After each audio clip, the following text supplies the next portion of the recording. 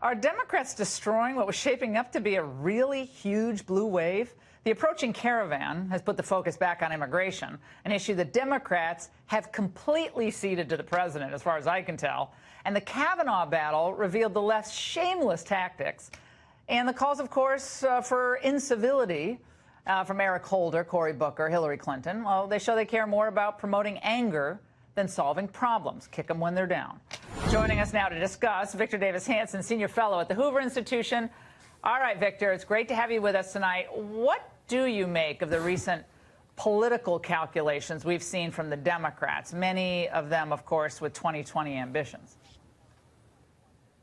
Yeah, it's almost like they're wolves in wolves' clothing. I thought that they would at least try to disguise their empathies and politics before the midterm, but your past segment about white this and white supremacy and white women, that this is at a time after the 2016 lessons that you should be appealing to the white working class if you want to win those states, and yet they're not doing that. We saw during the Kavanaugh hearings, why not protect American jurisprudence? We all support due process, but when we got done with that circus, it was as if the Democrats wanted to be on the side of the French Revolution.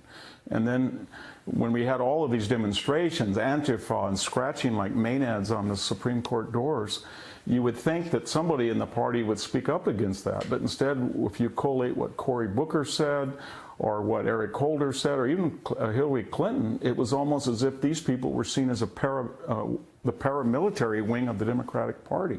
And then, you know, the height of silliness, why now would Elizabeth Warren come out when you have this high-profile trial of suit by Asian Americans against Harvard in the same city, and then proclaim that she's 1%, maybe 1% at best, and therefore all along really was a genuine minority. She should have apologized. And so now, and then it's all topped off by this caravan. And what are the Democrats going to do? Are they going to get out and say, let them in because they have a right for refugee appeals or something? Anybody knows in their right mind that you can't have a nation when people storm across the southern border by intent and they're empowered by the Mexican government. It's a huge plus for this. All of these issues.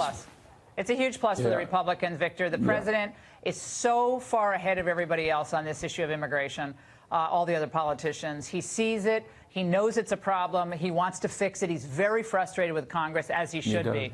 I also want to talk about foreign policy, Victor. That's really your forte in many ways.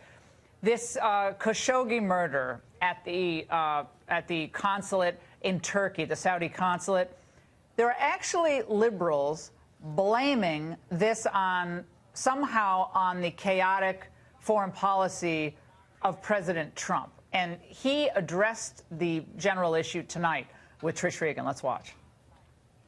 You'll start hearing what is happening. Turkey's looking at it very strongly. We're all looking at it together, but Turkey and Saudi Arabia are looking at it very strongly. And it depends whether or not the king or the crown prince knew about it, in my opinion. Number one, what happened, but whether or not they knew about it. If they knew about it, that would be bad. I don't think most American voters, I mean, aside from, you know, the barbarity of this, the American voters, this isn't the issue that, you know, motivates them election time. It might be something we have to deal with, but it's extremely complicated. Yeah, I mean, it's to paraphrase Churchill about the Soviet Union, it's a riddle wrapped in an enigma inside a mystery. When you go into an embassy, you expect that to be a sanctuary. And we're living in 2018, not the medieval period where you draw and quarter bodies.